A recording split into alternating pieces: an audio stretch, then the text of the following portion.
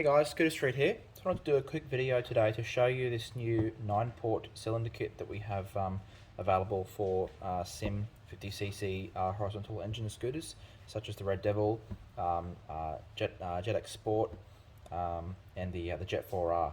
Basically any of the horizontal SYM engine scooters, obviously two-stroke. So the big difference with this cylinder kit, hopefully be able to see it here, is that it's a 9-port kit.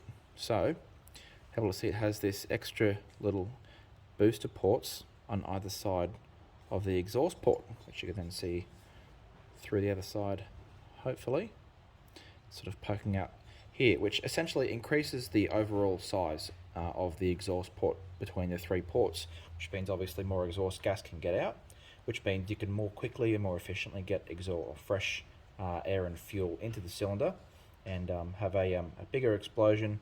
And obviously more air and fuel in, more exhaust out means more power. So I'm just going to compare that to a factory cylinder, which I have here. Obviously there's a fair size difference between the 50cc and the 70, but if you can have a look here and see, hopefully you can see it there, this is a factory exhaust port, and obviously there's just the one port there instead of the additional ports, which is where the idea of the 9-port name comes from. Obviously all the intake ports, the exhaust port and the two additional ports makes 9. This is a cast iron kit, as you can see. Comes with aluminium head. One of the other great things about this kit is it has the O-ring style head gasket. So you see the O-ring head gasket in here, so you can remove the head without having to replace the gasket. So very, very handy. And obviously if you have a keen eye, you might be able to see this is a high silicon content aluminium piston, which is really nice quality, twin ring.